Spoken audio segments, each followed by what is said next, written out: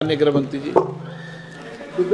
मान्यवर, पहली बात मैं स्पष्ट करना चाहता हूं, मैं 30 साल से विधानसभा और संसद में जनप्रतिनिधि के रूप में चुनकर आता हूं।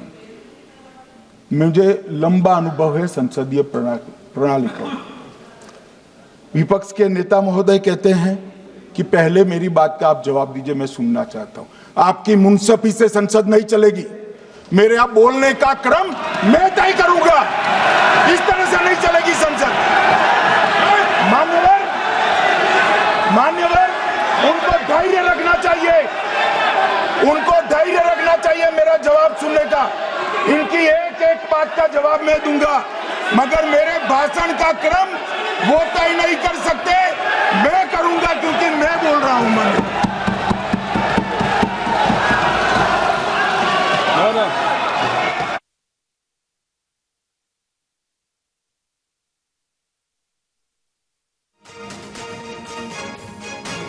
गृह मंत्री, एक मिनट गृह मंत्री, क्या गलत बोला उन्होंने यही बोला, आपने जो बात उठाई है मुझे कब बोलना है मैं तय करूंगा, यही बोला ना।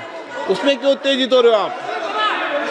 हाँ, आपके 2-2 मिनट में खड़े होने से थोड़ी जवाब देते रहेंगे। नो, माननीय गृह मंत्री, नहीं हो सकता। मैं आपको फिर मौका दूंगा, आपको।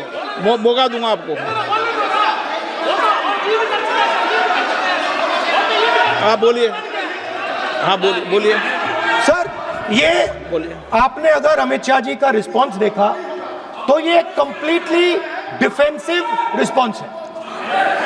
ये घबराया हुआ रिस्पांस है, ये डरा हुआ रिस्पांस है। अब सुनिए पूरी बात, प्लीज मानिए। नो, सच्चा रिस्पांस नहीं है। माननीय गृह मंत्री जी,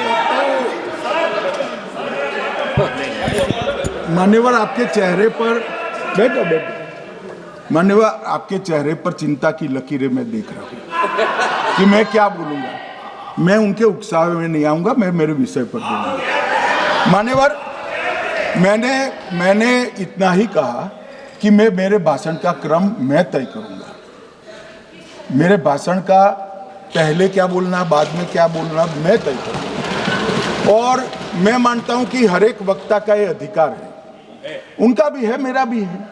कल वो बोल रहे तो हम ऐसा थोड़ी ना बोले आप झूठ क्यों बोल रहे हो। हम नहीं बोल सकते साहब। वो माननीय विपक्ष के नेता है, वो बोल सकते अपना भाषण। मान्यवर, और मैंने तो ये भी कहा, मेरा पूरा भाषण छूट कर कुछ बच जाता है तो आप पूछिएगा, मैं जवाब दूंगा। मगर अब धैर्य भी चाहिए और सुनना भी चाहिए, दोनों चीजें करनी पड़ती है। मान्यवर, वोट चोरी का कोहराम बचा है।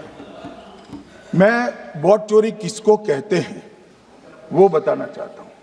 वोट चोरी के 3 आयाम हैं। एक तो मतदाता नहीं है, मतलब योग्यता नहीं है, और आप वोटर बन जाते हो तो वोट चोरी माना जाएगा। दूसरा, आप गलत प्रकार से चुनाव जीतते हो तो वोट चोरी माना जाएगा। और तीसरा, जनादेश को डिफाई करते हो, मतलब वोट के विपरीत आप कोई पद प्राप्त कर लेते हो तो भी एक प्रकार से वोट चोरी होता है। अरे सुनो ना, क्यों जल्दबाजी करते हो मानिकम, क्यों? अब मैं 3 वोट चोरी की घटनाएं बताना चाहता हूं। सबसे पहली घटना हुई, आजादी के बाद देश का प्रधानमंत्री तय करना था। तय कौन करना था? तो उस वक्त के जितने प्रांत थे, इसके कांग्रेस के अध्यक्षों ने, उनके एक वोट से तय होना था। अब 28 वोट श्री सरदार पटेल को मिले और 2 वोट जवाहरलाल नेहरू जी को मिले।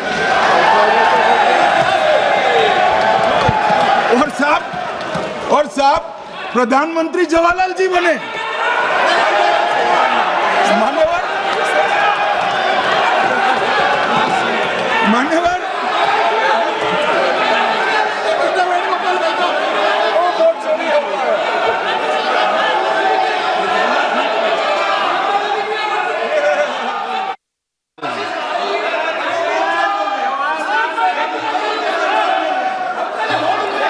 प्लीज माननीय गृह मंत्री जी,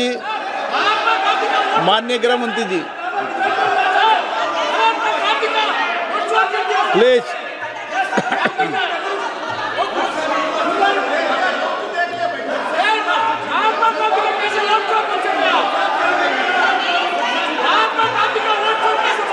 बैठो बैठो, बैठिए माने, प्लीज प्लीज प्लीज।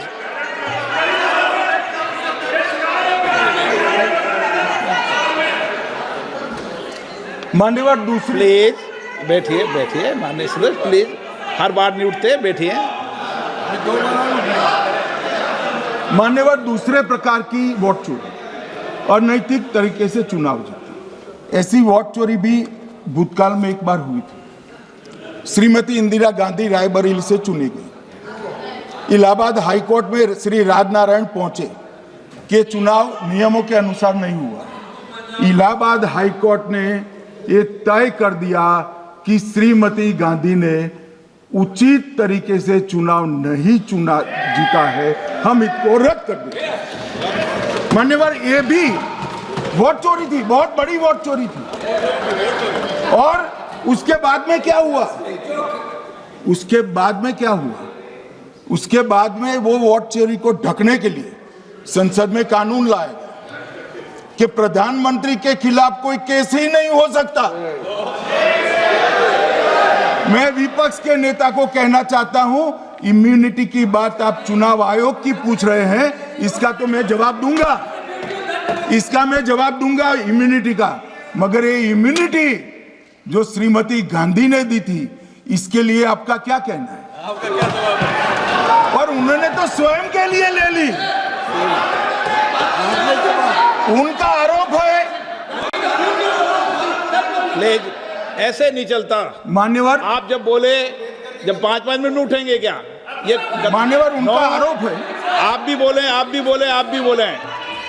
9 गलत, 1-1 मिनट में सदस्य नहीं उठेगा ना। मान्यवर उनका आरोप है कि सरकार ने बनाया तो लोकतंत्र ने बनाया, तो जो उस समय का केस था वो बताया है, आगे का तो मोदी जी को भी सब लोगों ने प्रधानमंत्री बनाया है भाई, आपकी कृपा से नहीं बने हैं। मान्यवर